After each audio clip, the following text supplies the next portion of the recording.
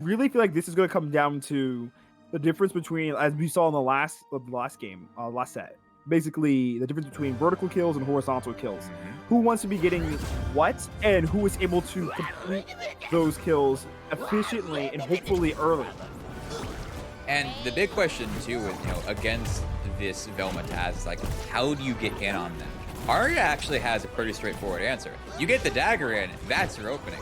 Bugs is a character that's also able to create a lot of space with the safe, with the rocket. Taz is able to eat the safe, but like, you gotta call that out as well. So overall, both these characters have a good way of breaking down the wall that we saw in that last set that TLTC was able to put up. Oh yeah.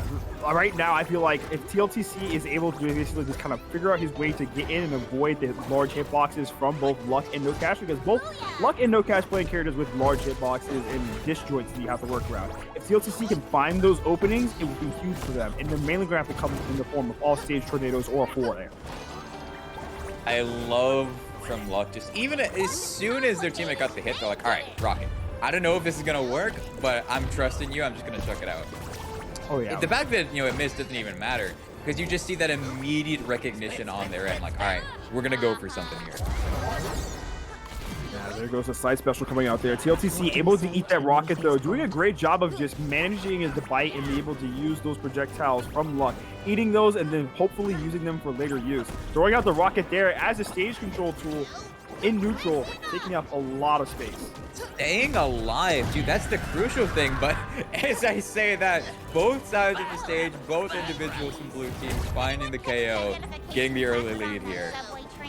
Yeah, that down air from NoCash. It's one of those hitboxes that it's not the largest in the world, but able to snag that kill off the side. But here's the blue team swooping in, forward air coming out from TLTC. Match point for red. Off the stolen safe, too. Just chomps it up, spits it out. And what a turnaround here from the red side. Yeah, oh, and Saiki actually lasers the wrong way, and that gives Blue's team an opening right here. It's just getting further and further away from them.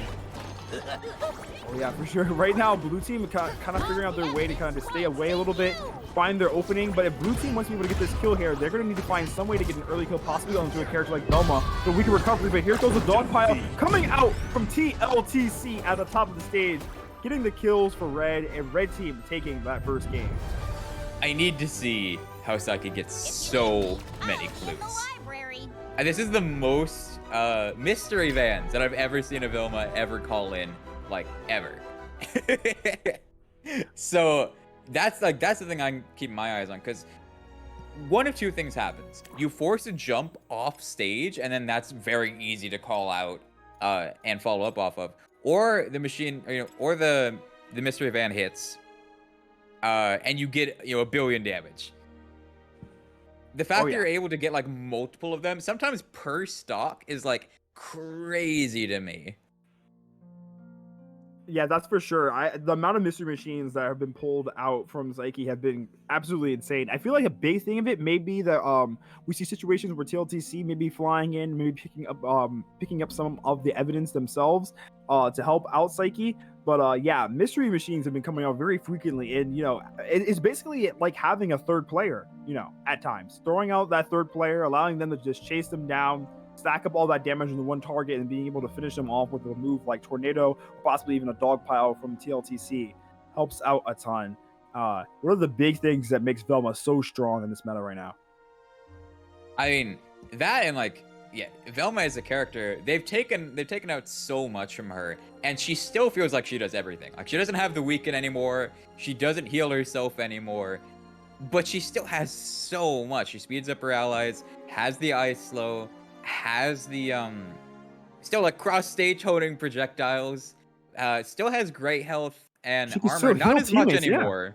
But yeah, like, Velma as a character has all of that and lots of disjoint and combos. Oh yeah. I think she kind of flew over the radar at the start, like, of the closed alpha, and then people are like, wait, she does everything. And I'm very much looking forward to seeing how they balance her in the future, because she is just a force to be reckoned with. Oh yeah, I agree. She can basically do a little bit of everything. But the big thing I would say in terms of Velma and things that maybe they might need to check with balance, maybe like disjoints, I would think, or knock back on certain moves. I think maybe moves like beam are a little bit too strong in terms of KO power and things like that. But we shall see how they will balance a character like Velma. Maybe speech bubbles need to be toned down a bit. Maybe she has too many of those. But she's Something a is character that she's a character as of right now, I truly believe is the queen of multiverses. I've been saying it a ton on Twitter, and I believe it, man. She is the queen of multiverses. and something She to keep owns in it. mind is it's only been very recent that projectile blocking perks work. For the longest time, they were very inconsistent with a lot of Velma's options. So I think that's something that we'll see as time goes on, as people will develop more counterplay with the options that were supposed to work in the first place, especially stuff that like, neutral dodge to reflect those projectiles. That one will be very big, I have no intention as of time letting goes on. someone But else be for the now, victor. it's what we got to work with. It's what blue team needs to find a way to deal with here in this game too, if they want to get back in this set. Oh yeah, because right now I feel like with blue, they have to figure out some way, I think, to keep Taz in check and basically use their longer hitboxes to space him out. If they can space out Taz, because Taz is one of those characters that kind of have to go in with their hitbox and fully commit. If you can space out Taz and make it difficult for him to land and deal damage, Red will be lacking in that damage department and in value. Right now, due to the nature of it being a doubles game, there's always something going on. But even with that being the case, it's still like two teams just kind of feeling each other out. Like neither of them going for any big commitments right now. Neither of them wanting to give the opposing team that opening, but we do see the scramble starting to break out right now. That Bugs Tunnel in particular, always a facilitator of that. Oh yeah, here comes the Mystery Machine coming out here from Saiki. Saiki able to get the grab onto Luck with the Mystery Machine. Let's see if they can finish him off. Carried him all the way over to the left side of the stage. There goes the ground up attack. TLTC looking for the finish. There's the fair coming out for Saiki. And that's the thing, is like, even if you don't get the KO there, you do so much damage in the meantime. You can't really complain, especially when you have a character like Taz who, they find the one tornado, you're gone. Velma finds the up air or the dare, you're gone. You see her fishing for that right now. And into the up B as well, actually getting the KO. The North never forgets. Yeah, Velma's one of those characters sometimes you can just continually throw out a hitbox until it lands. And right now, Saiki and TLTC doing a great job of that. Blue team has to figure out some way, I feel like right now, to just either outspeed Taz or just completely double team Velma. I feel like double teaming Velma could work into their favor because Velma's one of those characters. Her recovery is okay. She doesn't have the best tools in the world to get back to the stage. But right now, TLTC put up a wall of just complete chaos. Yeah, and that's the issue. That's been what every team has struggled with is, you have to jump on Velma, but you can't ignore the tags. Like, they do not let you. They don't give you the opportunity to. And so Saiki, they do a very good job of playing to the side, to be fair. Like, that's probably how they've been able to consistently get all these blues and someone in so many of these vans is because they're just chilling off to the side while Taz is wreaking havoc. Oh yeah, for sure. TLTC almost playing similar to what you would see like an Iron Giant Velma composition. Kind of just being that wall, being the person that is hard to work around. And right now I feel like a big thing that's helping out TLTC is we see so many situations where Luck is throwing out projectiles and TLTC is just eating them. I feel like for Luck, they need to be able to use their projectiles sparingly because TLTC is taking full advantage of them. And that's one of the things about Taz that makes him very good into, a character like Bugs, into characters that have strong projectiles, that he can kind of invalidate that. You have a lot of players who are so used to being able to choose these options, but the 4-stock coming out from Red Team calls for a different game plan. Yeah, Saiki and TLTC able to take a convincing win with the 4-stock. And if you're NoCash and Luck, you gotta imagine, right? A change in playstyle, maybe even a switching characters could be a good thing here because, at this point, I feel like Luck is literally feeding Taz, no pun intended, with these projectiles. They're just giving them to him and giving it to him, and he's just using them against them as a stage controlling tool. And, when you have a character like Taz who doesn't really have range and you give him that range utility, especially with very large projectiles like Rocket, like Save, it becomes dangerous to work around that. It's honestly insane because, again, the whole thing with Taz is like he has these really strong KO options that are very telegraphed and very easy to see coming. But again, when he has those big projectiles, like you mentioned, when he's able to augment his kit, he can suddenly cover every single option, and you're put into these like lose-lose situations. Well, I dodge the safe, I go right into the tornado, and it's so hard to deal with. Oh yeah, it is very, very, very annoying to work around. Yeah, so I feel as though Luck right here, in this situation, either needs to use the projectiles very, very sparingly, or use the projectiles in a manner that are like combo based, or maybe switch a character. I feel like it's very difficult here. I feel like maybe the scenarios in which Luck wants to use their projectiles needs to be strictly for edge guarding against Taz. Don't use them in scenarios where you're kind of just throwing them out just because you can. Use them with a purpose. And the problem as well is like they're trying to use these projectiles to kind of interrupt Velma from playing her game on the side of the stage, but we've seen why they can't do that. So it's like, oh, I use less projectiles. Oh, well then I have a Velma all the way over there who's just throwing out lasers or throwing out speech bubbles, who's making our lives a living hell because we can't do anything about it. And you get so frustrated that you just try and stop her no matter what. And that's when the Taz comes in and interrupts the counterplay. That's why I think this team composition, now I'm seeing it, why it's so dangerous, is like the answer to dealing with Velma just isn't working. And so I can see, potential other character being useful. You try and like rush her down, no projectiles, like you throw in a Superman, something like that could be more effective. But are these players comfortable doing that mid-tournament set? Yeah, it's interesting. Like you have to be able to have that pre-established knowledge of the character too, combos, setups, and things that they go for. I've never seen Luck run a character like Superman, so I don't know.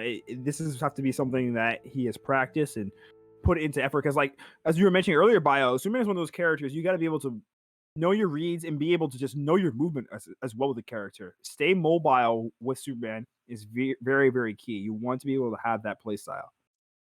And I'm trying to see based on chat what's going on right now. It seems like they're having connection issues with each other, which again is one of the unfortunate things about doing these online brackets with servers not being fully complete yet, and servers still needing some work, is that you have these lead-ins to the 2K tournament, $2,000 tournament, and sometimes game just decides to one bar, and that's the end of your run. So we're gonna see if we go into game 3 or if they do decide to DQ, but it's just frustrating. Because again, like we've talked about how much potential this game has, and it's such a fun game, but we all just want to play it, normally. We all just want to go through the game, and even like we want to lose to the other player, not to the server. Oh yeah, but it looks like we're going to be getting into this game here. We got things loaded up now. Luckily, we got NoCash and Luck, Saiki and TLTC. If Saiki and TLTC take away this next game, the set will be over. It will be a 3-0. And so Luck and NoCash, they have to figure out some way to bounce back into this. I really feel like for Luck, a character switch may be a good idea, but using those projectiles sparingly, I feel like would be big for Blue. And NoCash maybe finding a way to get a cheeky opening kill onto Saiki could be big, but that's a lot of ifs and maybes. Yeah, we saw the Jake hover from Luck, but it looks like they're sticking with it. Still got the bugs Arya. It's just tough. It's very, very tough. Yeah, I feel as though Jake actually would have been a good option, I feel like, in my opinion. Jake's one of those characters who can throw out a lot of disjoints, kind of just stay away. You can space with forward air, you can space with up air, and kind of just wall out Taz and make it difficult for him to get in. I feel like Jake could have been a good pick there if executed properly, but instead we see Luck sticking with the bugs. Yeah, and we're going to have to see what sort of changes are in store for us from a gameplay perspective, because comps are exactly the same. Tales of this stage-wise, completely flat.